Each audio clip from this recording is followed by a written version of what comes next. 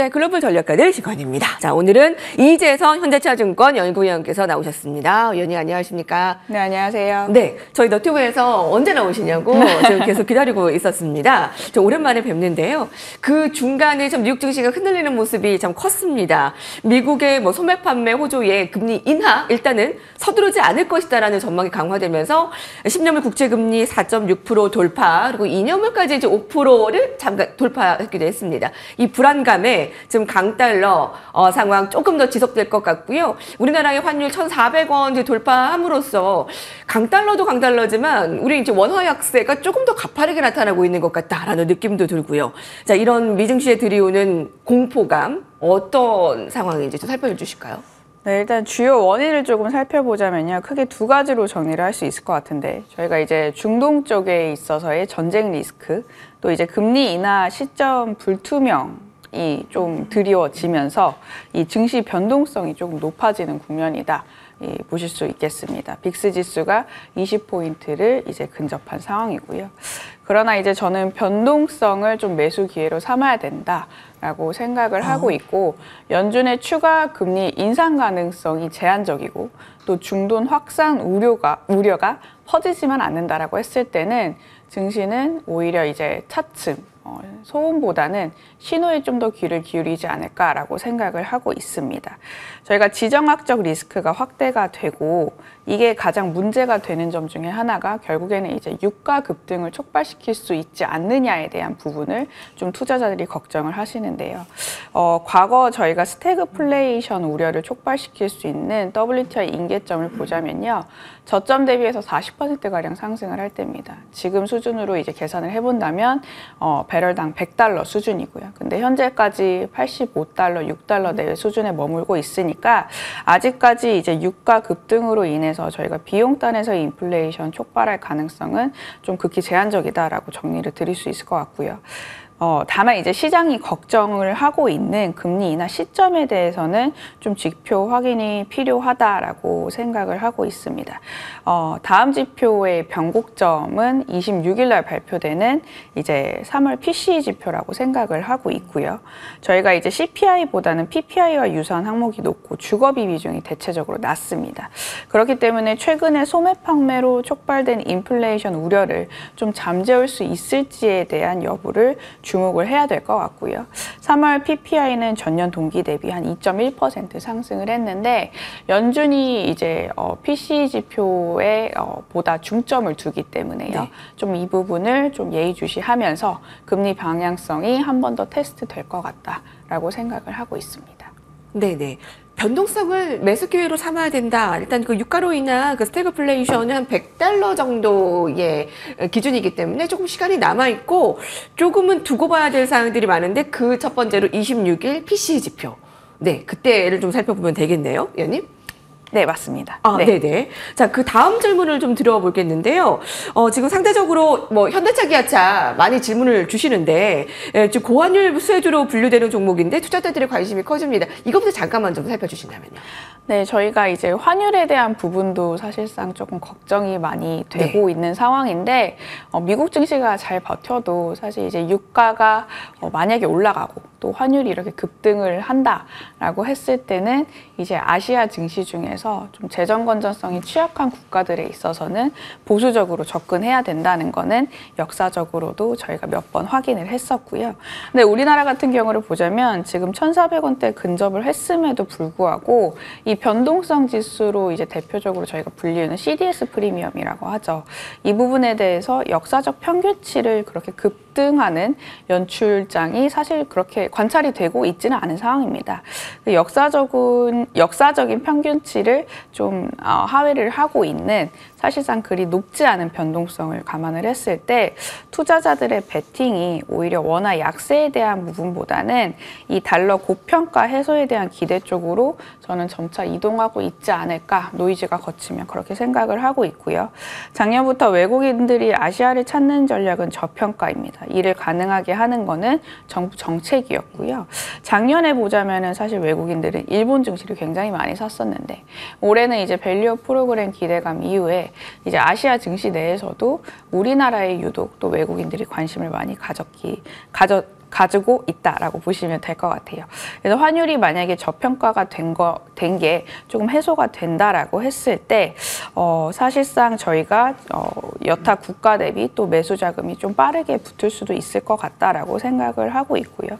또 이제 수출주들이 저희가 이제 주도주 역할을 하반기 때도 할 가능성이 높기 때문에 당초에 예상했던 환율 효과가 좀 더 연장이 되면서 이익 모멘텀이 추가로 붙을 가능성도 있다라고 생각을 하고 있습니다. 외국인들의 입장에서는 이제 같은 가치의 금액으로 지금 코스피 주식을 더 많이 매수를 할 수 있기 때문에요. 환율이 이제 저평가 해소 국면에 진입을 하게 된다라고 했을 때는 아시아 증시 내에서도 우리나라 여전히 매력적이다라고 좀 정리를 할 수 있겠습니다. 아, 그런가요? 사실 원달러 환율이 이제 1,400원대를 뭐 돌파를 하면서 이게 뭐 역사상 뭐 네 번째밖에 안 된다고 하잖아요. 자, 고금리, 고환율, 고유가, 삼중고 암초에 걱정들이 많으신데 사실 1분기에 외국인들이 역대급으로 매수를 했잖아요. 우리 증시를 19조 가량 매수를 했는데 이렇게 환율이 오르면 좀 환차손으로 매수하기가 부담스러울 것 같은데 위원님의 의견은 조금 다르시네요.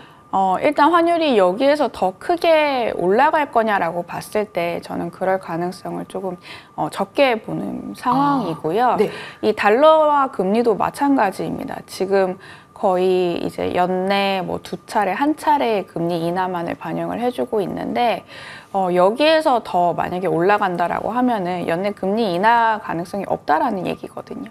근데 저는 개인적으로 이제 6월이라든지 7월달 보험성 금리 인하 가능성을 여전히 높게 보고 있는 상황이기 때문에 이 달러와 금리도 지금 곡전 수준에 다다르지 않았나라고 생각을 하고 있습니다. 또 우리나라의 또 포인트 중에 하나가 아까 제가 서두에서 언급을 했다시피 이 밸류업 프로그램 자체에 대해서 외국인들이 좀 매력을 많이 느낀다라고 이제 얘기를 드렸는데요. 네. 저희가 총선이 끝나서 이제 밸류업 자체가 이제 무산이 되는 거 아니냐라고 좀 보는 시각들도 있긴 한데 이 차기 대선 등을 좀 고려를 했을 때 범야권도 밸류업 정책 자체를 모두 백지화하는 것은 저는 좀 부담스러운 부분이다라고 생각을 하고 있고요. 방식 자체는 다르겠지만요. 여전히 이제 기업들의 저평가를 해소하자는 데 있어서는 이제 범야권이라든지 이제 여당 모두 이제 공통된 목소리를 가지고 있어서 추후에도 밸류업 프로그램에 있어서는 저는 외국인들이 기대감을 가질 거다라고 생각을 하고 있습니다. 보험성 금리 인하 가능성이 왜 높냐라고 이제 좀 생각을 해볼 필요가 있을 것 같은데 그렇다면요. 네. 저는 이제 아까 제가 말씀드렸다시피 PPI 지표는 계속해서 조금 낮아지고 있는 상황이고요. 소매 판매는 당장 저희가 금리 부담 때문에 이 좋은 지표가 안 좋게 해석이 되지만 하반기 중으로 가서는 지금 이제 저소득층에 있어서 신용이 그렇게까지 썩 좋지만은 않습니다. 그래서 오히려 소매 판매가 잘 나오면은 좋은 게 좋은 거지라고 시장을 해석할 가능성이 높고요. 네. 3월달 FMC 회의록에서 위원들 시점 자체는 언급하지는 않았지만 연내 언젠가 금리를 낮춰야 될 필요성에 동의를 한 바가 있었고요. 우리나라 같은 경우를 보자면은 또 IT에 대한 밸류업 기대감이 여전히 높은 사이클 국면이기 때문에 우리나라 여전히 좋다라고 저는 생각을 하고 있습니다. 1분기에 이제 역대급으로 매수한 외국인들이 주로 그 밸류업 프로그램에 좀 관심을 이제 가졌기 때문에 이제 2분기에는 외국인들이 어떤 종목에 좀 관심을 가질 것인가? 그러니까 사실 관심이지 않았습니까? 그 밸류업 프로그램에 대해서 이번에 좀 여소화돼 전국으로 밸류업 프로그램이 다 좀 줄어드는 건 아니냐 기대감이. 근데 꼭 그런 건 아니다라고 말씀을 해주십니다. 범야권도 이제 밸류업 프로그램 좀 공통적으로 대선을 향해 있기 때문에 방식 자체는 좀 달라질 수 있지만 공통된 목소리, 그런 밸류업 관련해서 계속 좀 관심 가질 업종들 어떤 것들이 있을까요? 외국인들은 또 어떤 것들이 관심을 가질까요? 네, 일단 저희가 저밸류 업종 중에서는 뭐 대장주 역할을 하는 자동차라든지 은행 네. 업종 여전히 관심을 가질 필요가 있을 것 같고요. 저희가 이제 범야권 쪽에서는 뭐 상속세나 증여세, 법인세 완화 등에 대해서는 좀 부자 감세 측면이 없잖아 있다라고 얘기를 하고 있기 때문에 이 부분에 대해서는 사실 이제 여건이랑 조금 대척점에 있는 좀 정책이다라고 보시면 될 것 같고, 금투세 폐지 여부도 사실상은 조금 약간 힘을 잃었다라고 조금 보시면 될 것 같고요. 다만 이제 최근 증시 방향성을 보면은 여전히 이제 개인들보다는 기관과 외국인들의 영향력이 저희가 이제 증시 변동성이 촉발되기 이전에는 굉장히 높았던 국면이었습니다. 또 이제 개인들의 그 매수세가 집중되는 업종에 있어서 저희가 사실 투자 차익이 그렇게 높지만은 않거든요. 금투세 유예가 2022년 12월부터 이제 논의가 됐는데 그때 외국인들이 이제 뭘 매수했냐라고 봤을 때 뭐 철강이라든지 에너지, 미디어 업종 쪽에서 매수가 상대적으로 두드러졌습니다. 근데 지금 업종별 수익률을 보면요. 그 업종 모두 사실 코스피 대비해서는 그렇게 높지는 않거든요. 그래서 이 차익에 대해서 이제 세금의 부담이 사실상 그렇게 높지만은 않아서 증시 변동성을 촉발시킬 수 있는 개인들의 그 투자자 자금 이탈 우려는 상대적으로 연말기에 가서 좀 제한적이지 않을까 생각을 하고 있습니다. 네. 자, 간밤에 파월 의장이 이제 기준금리 인하의 시기가 더 늦춰질 수 있다라고 이제 발언을 하면서 오늘 국내 증시가 어떻게 반응할지 정말 궁금합니다. 사실 그 지표라던가 아니면 이제 강달러 그리고 이제 국채금리와 관련한 변동성이 뉴욕 증시보다 국내 증시가 더 좀 타격이 있는 것 같아서요. 어제 2%나 아직 급락을 했기 때문에 2,600은 좀 버틸까요? 자, 그리고 오늘 좀 증시 전망과 전략들 좀 세워주신다면요. 네, 코스피는 저희가 높은 환율 대비 잘 버티고 있는 CDS 프리미엄이라든지요. 아니면 전일 저희가 증시가 좀 많이 빠지긴 했지만 외국인의 매도 압력이 현물 시장에서는 그리 강하지 않았습니다.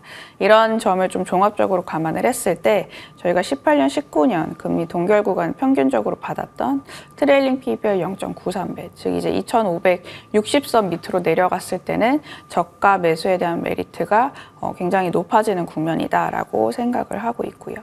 단기적으로 보자면은 다만 저희가 외생 변수인 금리와 달러 부담이 조금 상존을 하고 있기 때문에 이 고 멀티플의 제한적인 상승 여력이 지속될 가능성이 높고요. 이 방어력이 높은 업종으로 좀 대응할 필요가 있겠다 생각을 하고 있습니다. 네. 방어력이 높은 기업들은 수출 기업 쪽이라고 생각을 하고 있고요. 저희가 연초에 수출 기업들이 책정한 연평균 이제 환율 예상치를 보시면 1,280원입니다. 근데 지금 거의 한 1,300원 후반대까지 갔으니까 네. 100원 가량 이제 지금 차이가 나는 상황이고요. 그렇기 때문에 이제 시차를 두고 수출주들의 환율 효과가 올해 좀 더 연장될 가능성이 높고 또 이 중에서도 변동성에 강한 이제 퀄리티 업종 비중이 높고 환율 효과가 상대적으로 높은 수출 기업들, 반도체와 자동차를 조금 좋게 보는 편이다. 정리를 할 수 있겠습니다. 예. 2,600을 뭐 이탈시킬 수도 있겠지만 2,560에서는 완전 저가 매수의 기회로 볼 수 있겠고요. 방어력이 높은 기업, 수출 기업입니다. 자동차, 반도체 이렇게 포트폴리오 좀 보면 되겠습니까? 네, 맞습니다. 예. 네네. 감사합니다. 여러분 궁금한 사항 있으면 이재선 위원님께 저희 너튜브로 계속 질문 주시면 저희가 또 다음번에 또 반영을 하도록 하겠습니다. 현대차증권 이재선 연구위원과 함께했습니다. 감사합니다. 감사합니다.